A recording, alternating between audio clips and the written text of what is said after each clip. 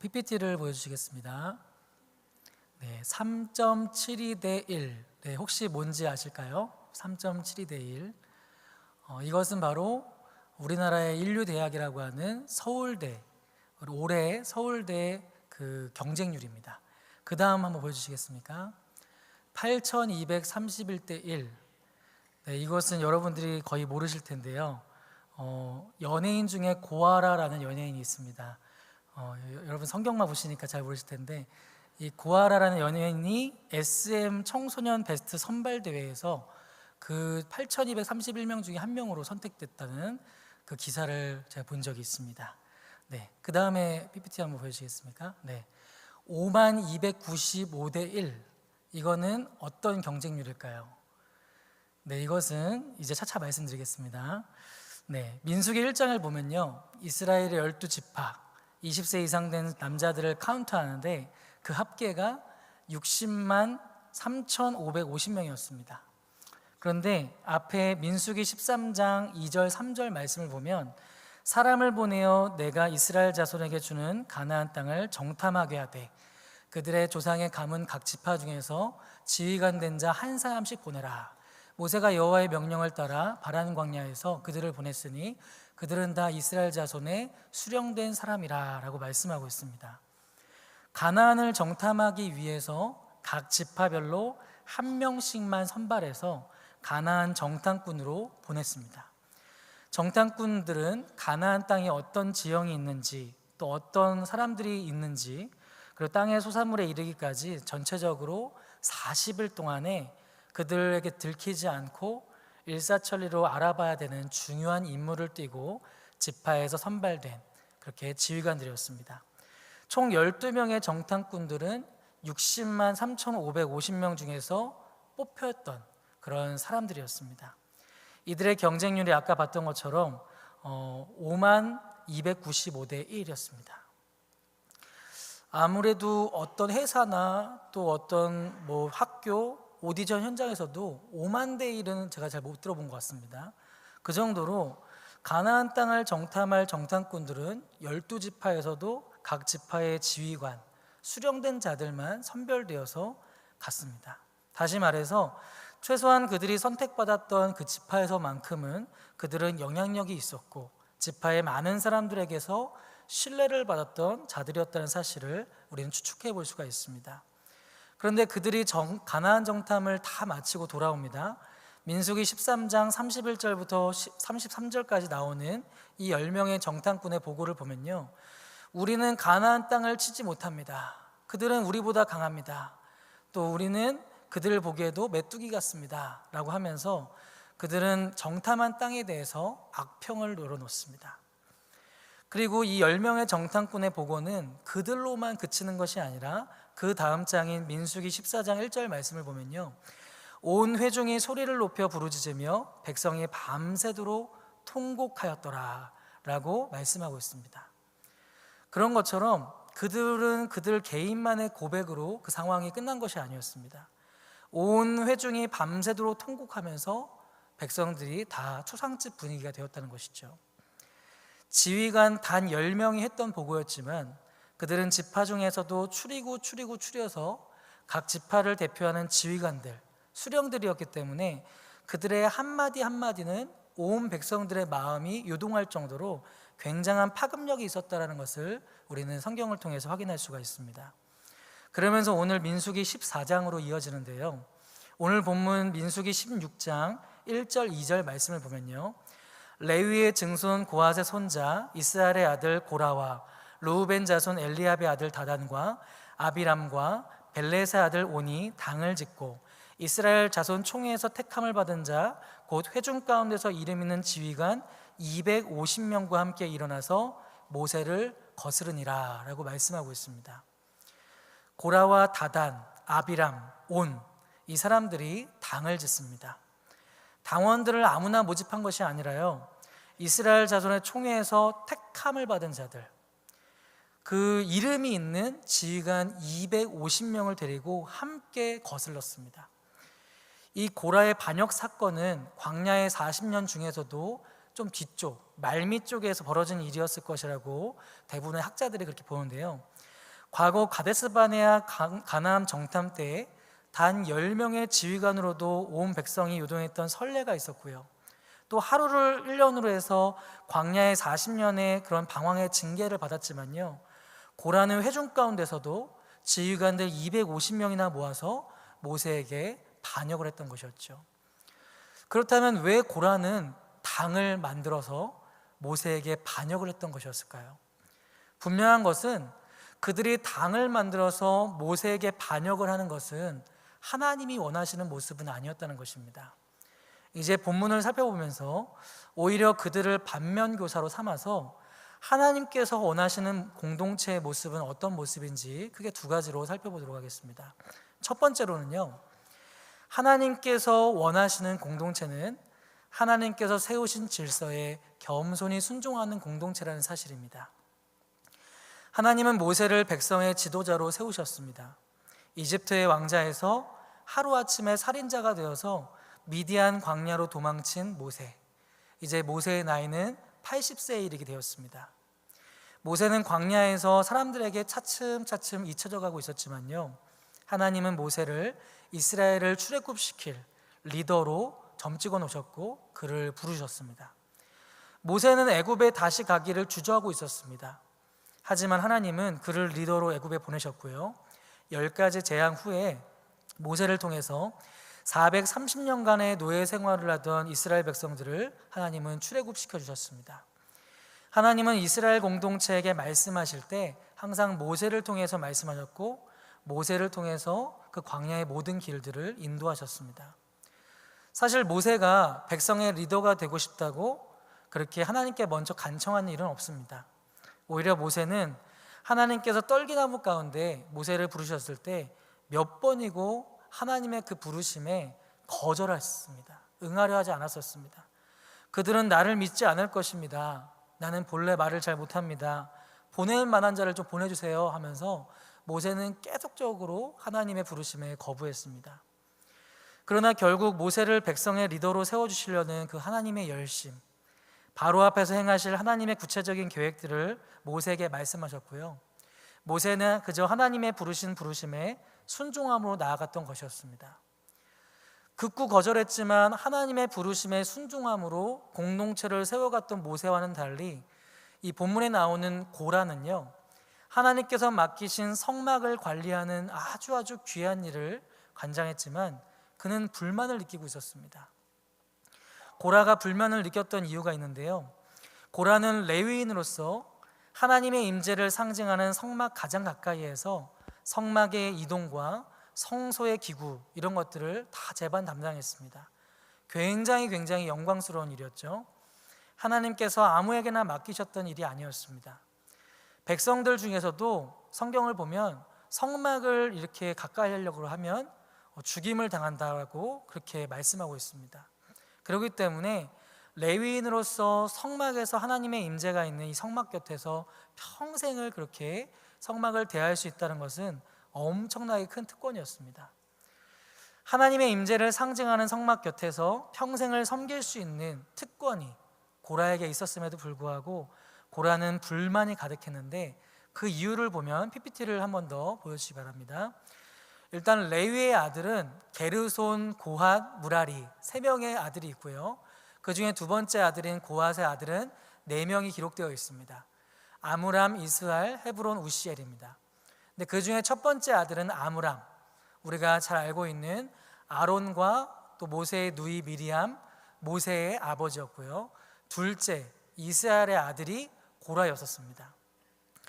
그런데 고라가 잠깐 보니까요, 이 아므람의 자녀들은 아론 보니까 제사장입니다. 또 미리암을 보니까 최초의 여선지자입니다. 모세를 보니까요, 민족의 대리더입니다.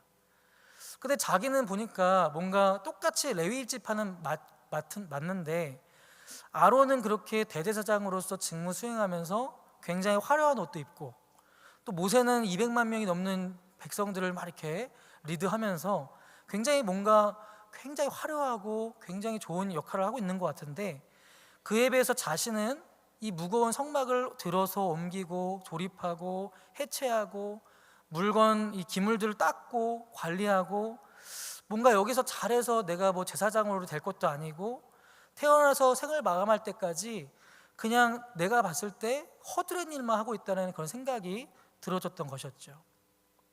3절을 보면 고라의 심경이 나와 있는데요, 그들이 모여서 모세와 아론을 거슬러 그들에게 이르되 너희가 분수에 지나도다. 회중이 다 각각 거룩하고 여호와께서 그들 중에 계시거늘 너희가 어찌하여 여호와의 총회 위에 스스로 높이느냐.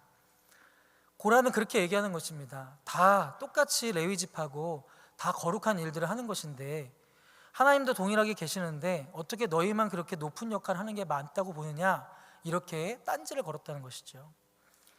가만히 보니까요, 이 고라처럼 자신처럼 억울한 감이 있던 사람도 있었던 것입니다. 그 사람이 누구냐면요, 르우벤 지파였습니다. 이 르우벤은 야곱의 장자였습니다. 그래서 마땅히 이스라엘의 지도자가 되어야 했었습니다. 그런데 르우벤은 아버지의 첩 빌하를 범하게 되었습니다. 그래서 장자권이 르우벤이 아니라 유다에게로 넘어갔습니다. 장자의 대우를 받지 못하고 있는 모습이 나와 같은 심정이겠다, 억울하고 불편하고 그런 마음이 있겠다 싶어서 고라는 르우벤의 자손이었던 다단과 아비람과 온을 같이 선동하자고 그렇게 초대했던 것이었습니다. 그러면서 고라는 단순히 자신과 마음이 맞는 몇 명만 선동한 것이 아니라 회중 가운데서 이름 있는 지휘관 250명과 함께 일어납니다. 그러면서 모세를 거스르는 일을 하게 됩니다. 이들은 하나님께서 세우셨던 그 질서보다 자신의 생각과 자신의 욕심이 더 중요했습니다. 불만을 품고 있었습니다. 레위 지파인 고라는 자신이 제사장이 되기를 원했습니다. 르우벤 지파인 다단은 자신이 모세처럼 리더가 되기를 원했습니다. 고라 일당의 반역이 일어난 시점은 아마도 이스라엘 백성들이 광야의 40년 생활에서도 끈 무렵 정도로 추정이 됩니다. 사실 그동안 이스라엘 백성들은요, 모세를 향해서 굉장히 잘했던 것이 있었는데 뭐냐면 원망하는 거, 불평하는 거 굉장히 잘했습니다. 이런 것들을 다 합치면요, 이번이 처음은 아니었어요. 민수기 14장에서도 보면요, 새로운 지휘관을 세워서 애굽으로 다시 돌아가겠다라고 했던 백성들의 반역 사건이 있었습니다. 또 홍해를 건너고 하나님의 엄청난 구원을 받았어도 3일 동안 물을 못 마셨다고 모세를 향해 원망을 했었고요. 또 그렇게 출애굽 후에 약 한 달 정도 지났을 때 신광야에 이르러서는 애굽에서는 고기가마 곁에서 떡을 먹었다라고 하면서 불평과 불만을 그렇게 쏟아냈던 것이 이스라엘 백성들이었습니다. 다만 오늘 본문에 등장하는 이 고라 일당의 반역 사건은요, 특징이 있습니다. 그 모든 불평과 원망들을 했지만 그 중에서도 가장 조직적이고 그렇게 당을 지어서 반역을 일으켰다는 점이었습니다. 그동안 출애굽한 뒤로 모세를 향해서 불평들이 참 많이 있었습니다. 마라의 쓴물, 르비딤 사건, 다베라 사건, 불평과 불만을 해놓으려면요 굉장히 많이 있었습니다. 근데 그때는요 어떤 주동자가 있었다기보다는 우발적으로 그때그때 이렇게 원망하고 발생했던 부분이 있었습니다. 그런 가운데 고라가 주동자가 되어서 일당을 구성하고 모세와 아론을 거스르게 됩니다. 이 모습은 하나님께서 보시기에 굉장히 악한 모습이었습니다. 성경을 보면 하나님께서 세우신 질서를 거스르는 것은 곧 하나님을 향해 반역하는 것으로 간주하고 있음을 보게 되는데요, 출애굽기 16장 8절 말씀을 보면요, 모세가 또 이르되 여호와께서 저녁에는 너희에게 고기를 주어 먹이시고 아침에는 떡으로 배불리시리니 이는 여호와께서 자기를 향하여 너희가 원망하는 그 말을 들으셨음이라.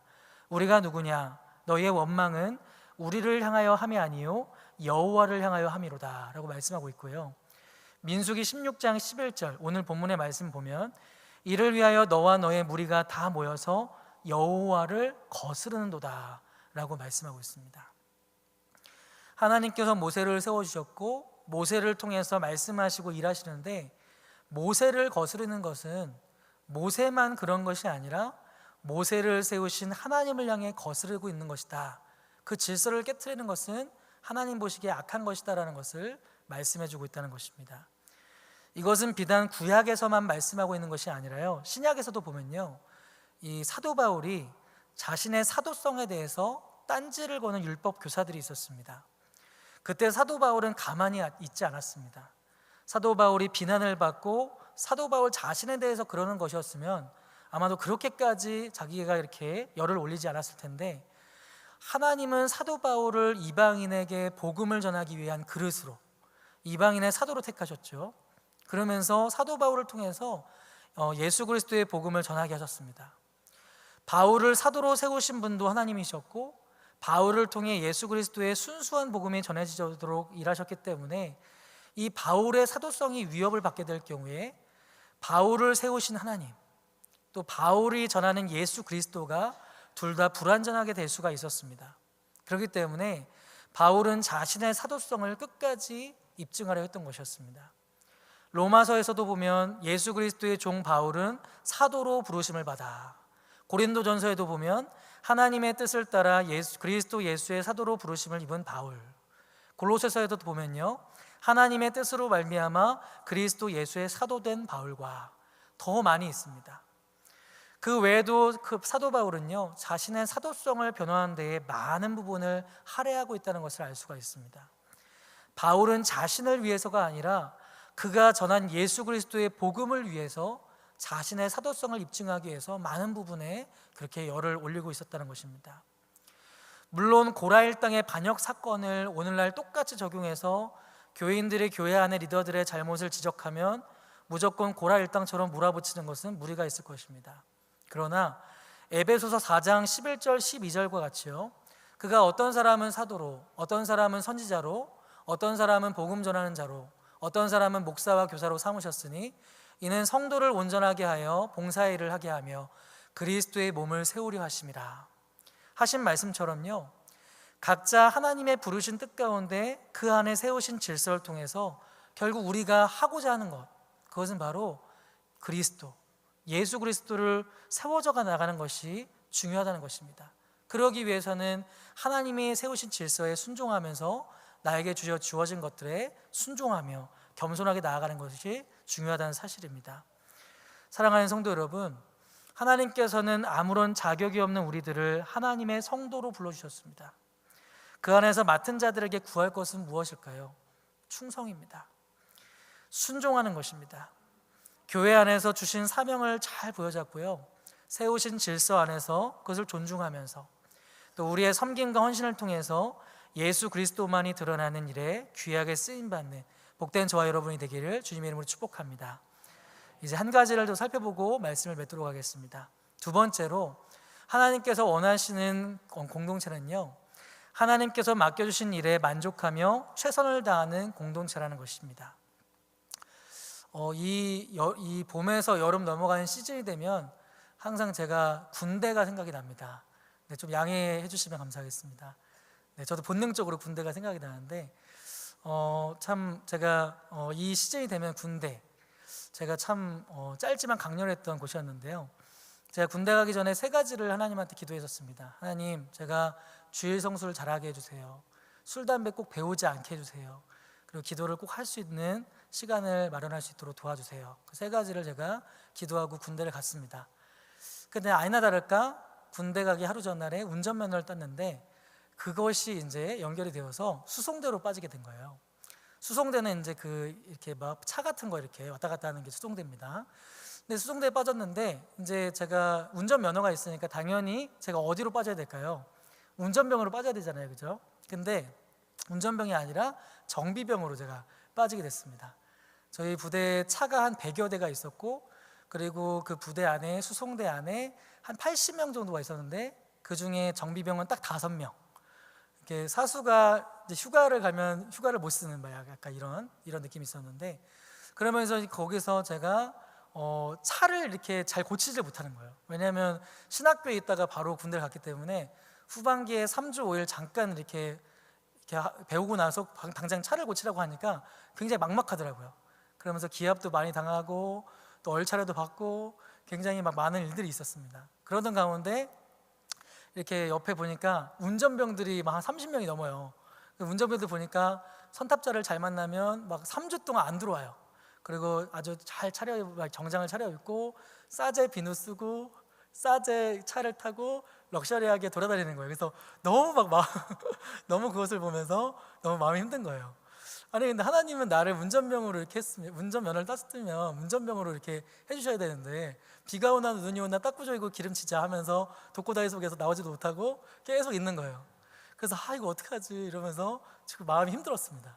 한참 힘들었는데 이제 여름에서 이제 봄에서 여름 지나가는 약간 이 시즌이었던 것 같은데 이제 이렇게 차를 고치면서 독고다이 밑에서 혼자서 찬양을 불렀어요. 찬양을 막 부르고 있는데 그 순간에 어느 순간에 딱 이렇게 뭔가 딱 이렇게 마음에 그런 마음이 드는 거예요.